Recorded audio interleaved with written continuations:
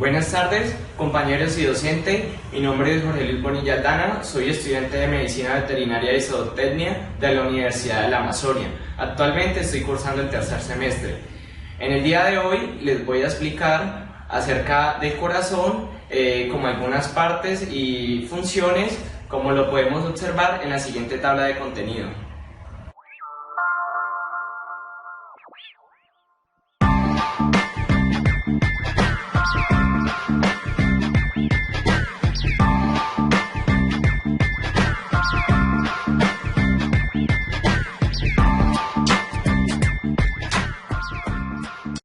El corazón está constituido por tres capas que vamos a ordenar desde el interior hacia el exterior del mismo. Con el número 2 encontramos la capa más interna de las tres que se encuentran revistiendo el interior de las cavidades cardíacas y es denominado endocardio. La capa intermedia formada por músculo cardíaco la vamos a denominar miocardio, que es el número 1. Y por último, el número 3 es una capa superficial de naturaleza cerofibrosa que envuelve periféricamente al corazón y que denominamos pericardio. Especificándonos más en la capa interna del corazón, como ya sabemos, denominada endocardio, es una membrana fina y lisa que reviste internamente las cámaras del corazón y las válvulas cardíacas. Las células que componen esta capa son similares a las células endoteliales de los vasos sanguíneos, ya que su función es proveer a las cavidades cardíacas una superficie lisa por la cual la sangre se deslice adecuadamente. En el endocardio encontramos tres capas, denominada la capa más interna, o sea, es la que mira hacia el interior del corazón, el endotelio, una capa intermedia o subendotelial y una capa externa o subendocárdica. En la imagen proyectada podemos observar microscópicamente las capas del endocardio, las cuales observamos que van sucesivas del corazón desde el exterior, la cual es la superficie blanca, hacia el interior, siendo así el endotelio, la capa subendotelial y el subendocardio. La siguiente capa, denominada miocardio, es la parte intermedia de las capas del corazón y es la que encontramos en mayor cantidad. El miocardio es más ancho y grueso en la parte del ventrículo izquierdo y mucho más estrecho y fino en la parte de los atrios. Esto se debe a que la parte izquierda del corazón es la que necesita mayor fuerza para impulsar la sangre oxigenada al resto del sistema circulatorio. La capa miocárdica la podemos dividir en dos: la musculatura de trabajo y la musculatura de conducción. La musculatura de trabajo está constituida por fibras musculares estriadas de contracción involuntaria y produce los movimientos del corazón. Es independiente en las aurículas y también en los ventrículos, estando separadas ambas por el esqueleto fibroso del corazón en el cual se inserta esta musculatura. La musculatura de conducción se caracteriza porque es capaz de generar y transmitir impulsos eléctricos a lo largo del corazón y la denominamos sistema de conducción cardíaco o sistema cardioconector. Se encarga de sincronizar y controlar la contracción de la musculatura de trabajo. Para finalizar con las capas del corazón, el pericardio es un saco fibroseroso que envuelve al corazón y a la raíz de los grandes vasos. En el pericardio podemos encontrar dos porciones, el pericardio seroso y el pericardio fibroso. El pericardio seroso se trata de una doble membrana muy fina y transparente constituida por dos hojillas, una hojilla visceral o epicardio y otra hojilla parietal. En la hojilla visceral, esta hoja reviste directamente al corazón y a la raíz de los vasos que salen o entran en él. Además está en contacto directo con el miocardio. En algunas zonas entre la hojilla visceral o epicardio y el miocardio puede haber tejido adiposo, sobre todo a nivel del surco atrioventricular o coronario y en los surcos interventriculares. En la hojilla parietal, esta hoja se sitúa más superficialmente que la visceral y entre ambas hojas queda un pequeño espacio, la cual denominamos la cavidad pericárdica. En la siguiente imagen la podemos observar. Esta cavidad contiene una fina película de líquido pericárdico. Este líquido tiene la función de mantener la superficie de las cerosas húmedas para poder facilitar el deslizamiento entre las hojas durante los movimientos cardíacos. En consiguiente, el pericardio fibroso es un saco fibroso y resistente que se adhiere superficialmente a la hojilla parietal del pericardio seroso. Superiormente, el pericardio fibroso rebosa ligeramente al seroso y termina fusionándose con la adventicia, es decir, la capa conjuntiva externa de los vasos que entran y salen del corazón. El pericardio fibroso se une a estructuras próximas mediante tractos de tejido conectivo denso que se conocen como ligamentos pericárdicos, los cuales son los ligamentos pericárdicos externales. En este se tienden desde el pericardio al esternón. El otro es el ligamento pericárdico vertebral, va del pericardio hasta la cuarta a sexta vértebra torácica. Y por último, el ligamento pericárdico frénico, fija el pericardio al centro frénico del diafragma. En conclusión, este pericardio fibroso es el que mantiene sujetado al corazón para que no se mueva de un lado a otro.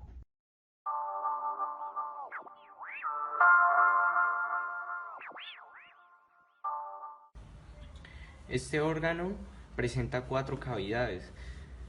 Superficialmente las podemos dividir en 4 compartimientos haciendo prácticamente una cruz, siendo así que en la parte derecha va el atrio derecho, en la parte inferior el ventrículo derecho, en la parte inferior izquierda el ventrículo izquierdo y en la parte superior izquierda el atrio izquierdo.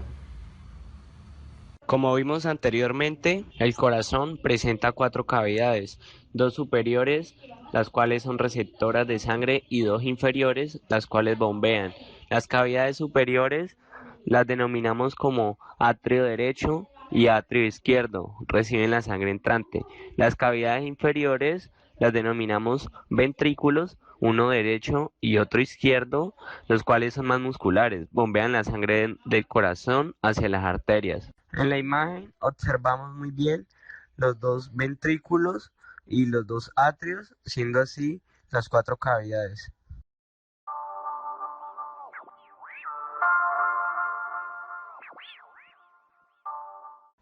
Como bien sabemos, el corazón consta de 4 cavidades, 2 ventrículos, uno derecho y otro izquierdo, ubicado en la parte inferior del corazón, y 2 atrios, uno derecho y otro izquierdo.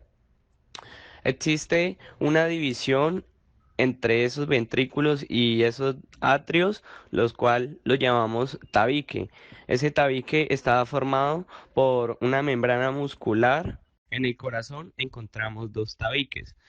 El primero, denominado tabique interauricular o tabique interatrial, el cual es el que divide el atrio derecho del atrio izquierdo. Y existe otro tabique denominado tabique interventricular, el cual divide el ventrículo derecho del ventrículo izquierdo. La importancia de estos tabiques es que no deja que la sangre desoxigenada que llega a la parte derecha del corazón se mezcle con la parte oxigenada que está en la parte izquierda del corazón.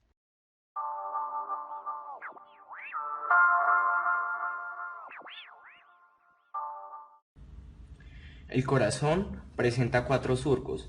Nos encontramos en la cara auricular, en el cual encontramos el surco paraconal, como podemos observar.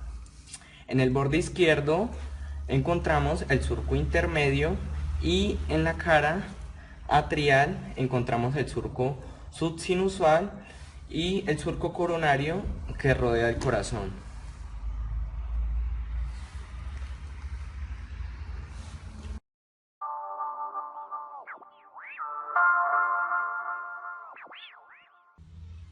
Como podemos observar, esta es la base del corazón. Su vértice está conformado por 4 bordes: el borde inferior, el borde superior, el borde derecho y el borde izquierdo.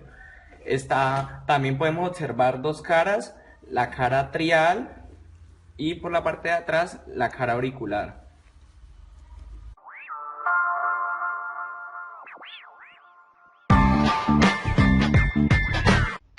El corazón posee 4 válvulas para regular el flujo de la sangre y aunque son distintas en algunos detalles, todas tienen la misma estructura básica. Exactamente, están formadas por unas membranas finas que son resistentes a la presión y procuran la apertura y cierre de los atrios y los ventrículos. Están constituidas por tejido endotelial, que es el mismo que recubre el interior de los vasos sanguíneos y el corazón. Las válvulas atrioventriculares, como su nombre lo dice, separan los atrios de los ventrículos del mismo lado. La del lado derecho se llama tricúspide y tiene tres pliegues. Esta válvula está situada entre el atrio derecho y el ventrículo derecho, como se observa en la imagen. Del lado izquierdo del corazón encontramos la válvula que se llama válvula mitral y tiene dos pliegues. Está situada exactamente entre el atrio izquierdo y el ventrículo izquierdo. Las otras dos válvulas son las llamadas semilunares y conectan los ventrículos con distintos vasos sanguíneos. La válvula pulmonar une el ventrículo derecho con la arteria pulmonar y la válvula aórtica une el ventrículo izquierdo con la aorta. Estas válvulas como tal tienen la función de que al pasar la sangre de un lado a otro no se devuelva y por lo tanto siga su recorrido natural. La potencia del corazón procede de sus dos ventrículos, que tienen las paredes más gruesas y que se contraen para enviar sangre hacia las arterias, que luego harán que llegue al resto del cuerpo. Los atrios, en cambio, tienen las paredes más delgadas y sirven como depósitos pasivos de la sangre que reciben de las grandes venas. Cada latido del corazón tiene dos fases principales, la diástole y la sístole.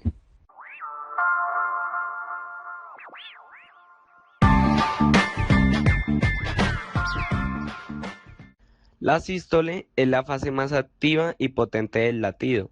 En ella los impulsos enviados por el nodo hacen que las gruesas paredes de los ventrículos se contraigan, haciendo que esto aumente la presión en ellos y se abran las válvulas semilunares aórtica y pulmonar, forzando a la sangre a entrar a las grandes arterias, ya que las válvulas atrioventriculares permanecen cerradas. Esta sangre es la que va a ser distribuida por todo el cuerpo del animal. La diástole ocurre cuando los pares musculares del corazón se relajan y se llena de sangre. La sangre, tras entregar el oxígeno en todo el cuerpo, retorna al corazón y entra a ambos atrios. Al atrio derecho por la vena cava y al atrio izquierdo por las venas pulmonares. Cuando el corazón está lleno, nuestro marcapaso natural llamado nodo sinoatrial lanza impulsos que viajan por las paredes musculares y estimulan la contracción del corazón.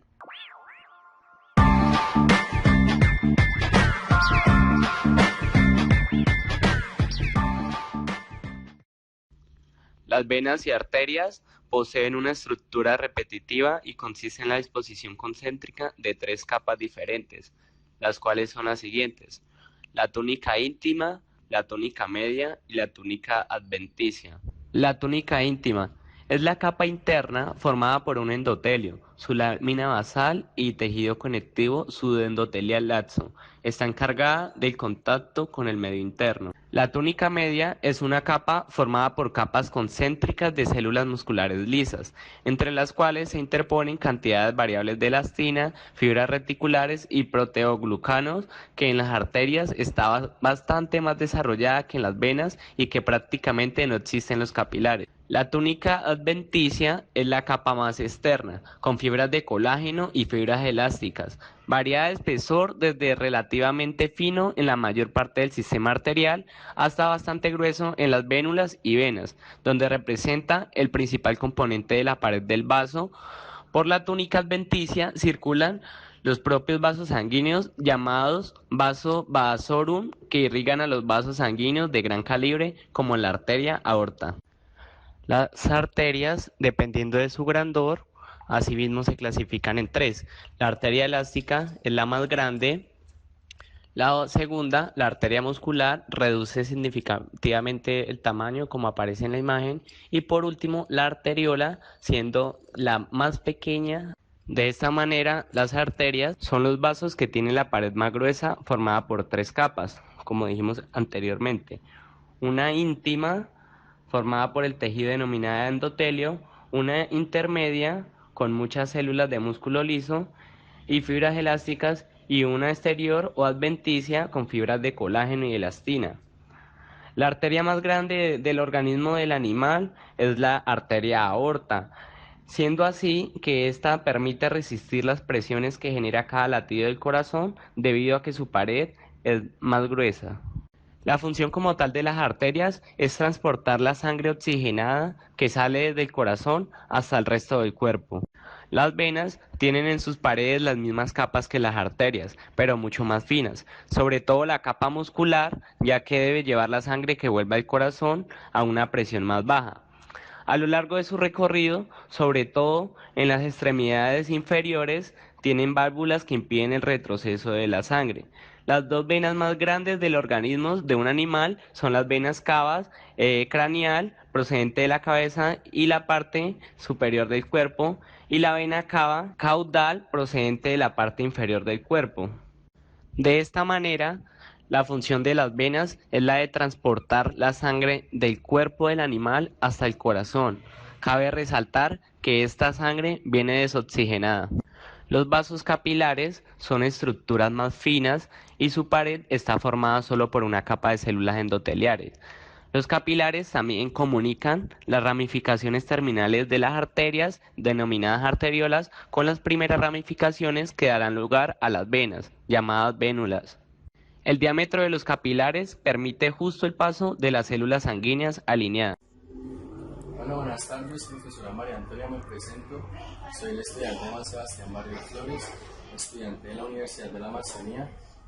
Pertenezco al programa de Medicina Veterinaria y estoy cursando en estos momentos el cuarto semestre. Bueno, vengo a realizar un video de anatomía y a introducirlos un poco en lo que vamos a hablar el día de hoy. Bueno, nos mencionamos cuatro principalmente. Vamos a contextualizar y a dar definición del sistema cardiovascular y su conformación. Vamos a hablar del sistema de conducción cardíaca, su conformación y su ubicación anatómicamente de las diferentes partes en el corazón. Vamos a hablar de las definiciones de la arteria, las venas y los capilares sanguíneos, los vasos sanguíneos que conforman el cuerpo humano y el cuerpo de cualquier animal. Y vamos a definir y a dar ciertas diferencias entre arterias y venas. Bueno, pues principalmente el sistema cardiovascular. El sistema cardiovascular está conformado por los tres principales vasos sanguíneos, que son las arterias, los vasos y los capilares sanguíneos y el corazón. El objetivo del sistema cardiovascular, bueno, es un sistema de transporte en el que la bomba de impulso para que puedan transportar el contenido que es la sangre, la bomba de impulso es el corazón. El corazón cuenta con la energía suficiente, con sus movimientos, con un movimiento de contracción y de relajación y contracción para poder expulsar la sangre. Cuenta con la energía suficiente para poder hacer todo este recorrido. Bueno, el objetivo principal del sistema cardiovascular es brindar a todas las células de todo el organismo los nutrientes suficientes y el oxígeno necesario. Bueno, para hablar del sistema cardiovascular también tenemos que hablar de un sistema circulatorio. El sistema circulatorio es todo el recorrido que abarque la sangre por los tres diferentes vasos sanguíneos que les acabé de mencionar. El sistema circulatorio nomás se va a enfocar en la circulación de la sangre como tal. Entonces vamos a tener dos tipos de riegos sanguíneos. El primero va a ser la circulación sistémica y el segundo va a ser la circulación pulmonar.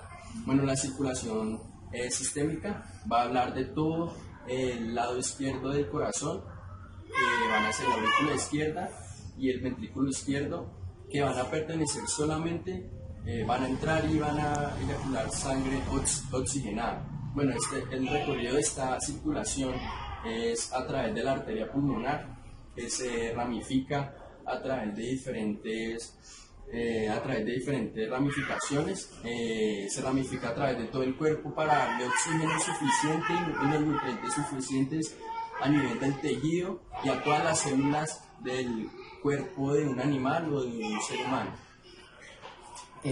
Bueno, ese es el principal objetivo de la circulación sistémica: darle oxígeno y los nutrientes suficientes a diferentes partes del cuerpo, es decir, a los tejidos y a los órganos a través de diferentes ramificaciones.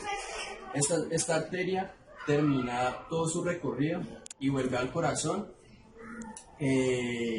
vuelve al corazón que se van a ramificar en venas y vuelve al corazón por la arteria la vena cava superior y la vena cava inferior, que se van a insertar en la aurícula derecha y en la aurícula izquierda. Nos va a hablar ya del lado derecho como tal del pulmón, del corazón, la circulación pulmonar, en donde la aurícula y el ventrículo derecho van a hacer todo el trayecto de la sangre. Entonces entran a jugar la arteria pulmonar, que es la arteria pulmonar, tiene un papel fundamental, ya que va a llevar sangre desoxigenada,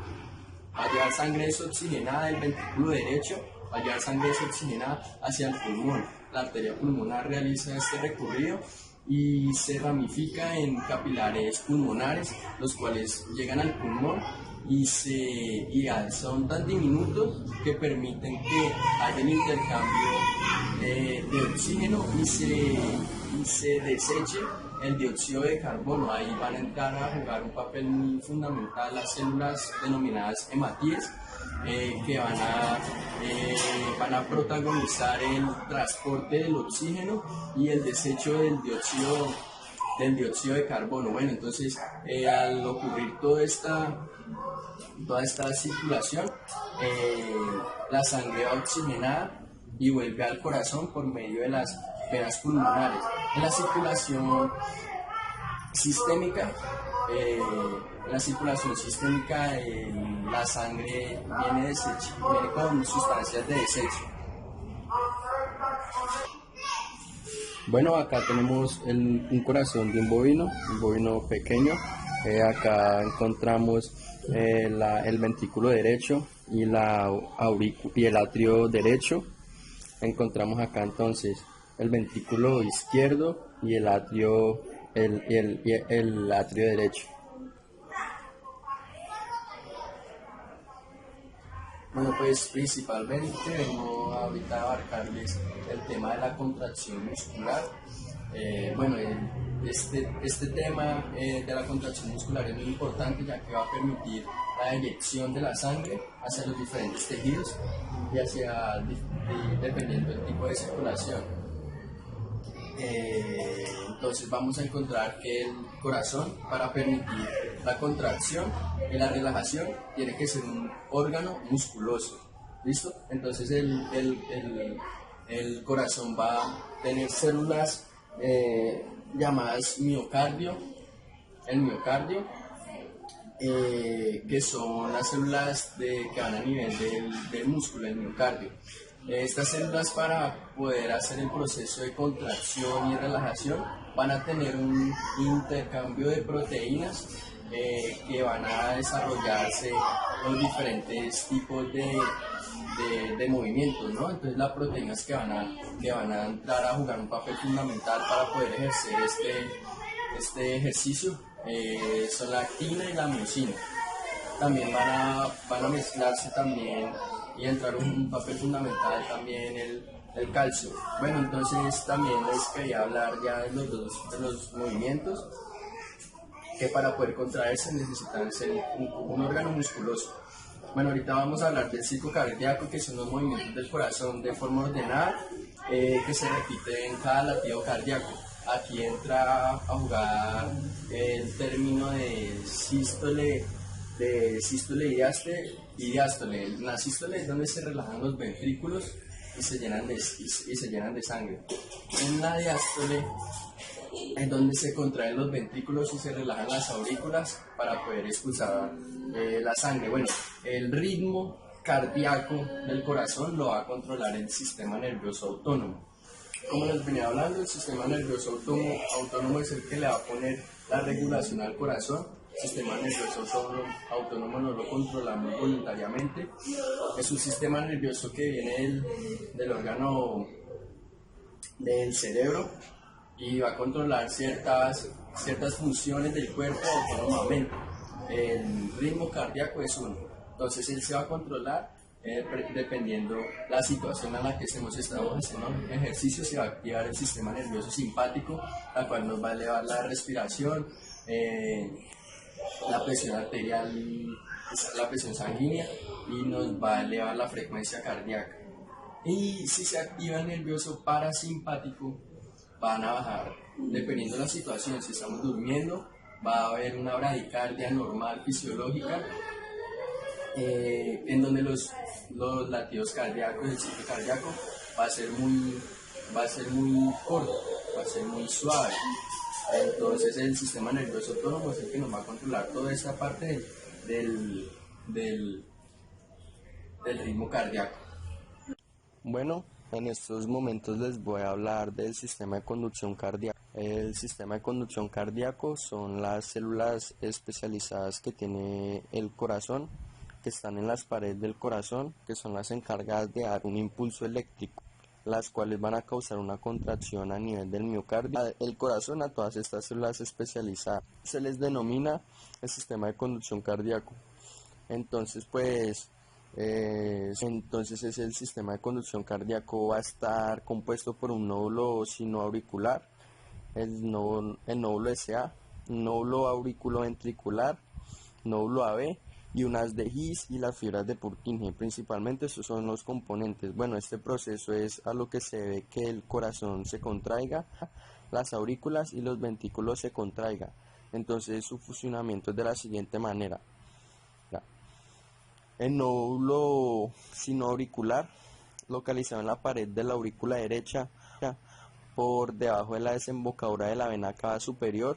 Este nódulo es el que recibe como tal el impulso eléctrico y es el que le pone el ritmo al corazón, como les venía diciendo. El sistema nervioso autónomo manda señales eléctricas y principalmente esta señal eléctrica cae en el nódulo SA, que es el marcapasos natural del corazón.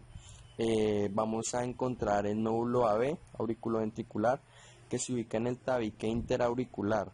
Los impulsos de las fibras musculares cardíacas de las aurículas, todas estas fibras de las aurículas desembocan en este nódulo y distribuye el impulso a las de His. En las de His se dirige y va hacia los ventrículos, se ubica ahí y va hacia los ventrículos. Entonces este haz de His viene siendo la única conexión que hay entre las aurículas y el ventrículo, hablando eléctricamente de la señal. Las aurículas y los ventrículos se van a conectar por este haz de His, que se ubica y se dirige hacia la porción del tabique interventricular. Entonces este se va a ramificar a través de sus ramas, que tiene dos ramas, su rama derecha y su rama izquierda, que se van a ramificar a lo largo de las paredes a nivel del miocardio, en las paredes de los ventrículos. Y por último, las fibras de Purkinje, que tienen la misma conducción, que es conducir este impulso eléctrico, que conducen este impulso hacia los ventrículos a través del miocardio ventricular, y es así como funciona el sistema de conducción cardíaco.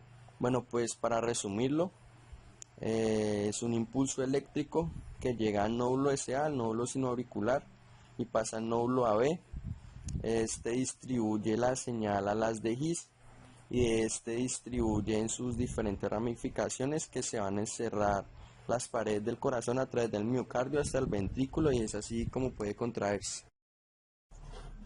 Bueno, pues vengo a definirles la definición de los tres tipos de vasos sanguíneos que tiene el animal, cualquier tipo de ser vivo. Entonces tenemos la arteria, que son de un calibre grueso, salen principalmente del corazón, tienen una elasticidad, tienen un buen nivel de elasticidad, es decir, que si son deformadas de alguna manera vuelven a retomar su forma rápidamente, su forma original. Su principal función es llevar sangre oxigenada desde el corazón a los diferentes puntos estratégicos anatómicos de cualquier ser vivo o cuerpo. Tenemos los capilares sanguíneos, que son los vasos sanguíneos más diminutos y finos que hay en el ser vivo. Esto es de acuerdo porque como les venía diciendo, los capilares sanguíneos son los vasos sanguíneos más finos que hay en el cuerpo. Esto facilita el intercambio de nutrientes, ya que se van a agregar de una forma para intercambiar el oxígeno. Tenemos las venas, que son los vasos sanguíneos que están encargados de llevar sangre desoxigenada al corazón. Son de un calibre más en el punto medio entre las tres y tienen un buen nivel de elasticidad también. Principalmente esas son las definiciones. Bueno, ese era los temas que quería abarcar. Espero haya sido claro y conciso. Con estas palabras ya me despido, profesora María Antonia. Espero le vaya muy bien y muchas gracias por su atención.